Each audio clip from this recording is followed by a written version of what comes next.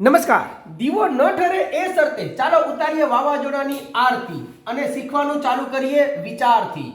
12 tenses and 20 plus helping verbs. 12 car અને 20 થી વધુ સહાયકારક ક્રિયાપદો જો તમને આવડી જાય, કેવી રીતે વિચારીને વાક્ય બનાવતા, then English I'm sure is easy to speak. Let's see કરવાનું શું છે. તો પહેલા ગુજરાતી જુઓ. ગુજરાતીનું વાક્ય હોય ને એના છેડે જુઓ. ફોર એક્ઝામ્પલ જુઓ, એક શબ્દ છે રમતો હોઈશ.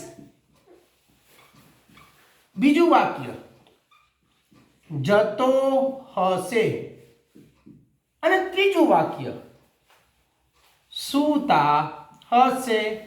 લો હવે આવા વાક્યો પહેલા માઇન્ડથી બનાવો. કેવા વાક્ય?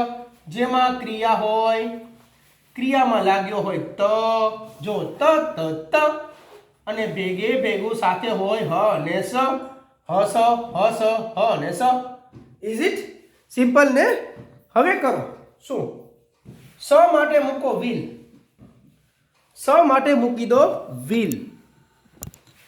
પછી હ માટે મૂકો બી. હશે એટલે વિલ બી, હશે એટલે વિલ બી. રાઈટ? આટલું જો ક્લિયર થતું હોય then congratulations, 60% you are sure. ચાલો રમતો, તો રમતો હોય એટલે રમવું એટલે પ્લે થાય. રાઈટ? પ્લે થાય ને?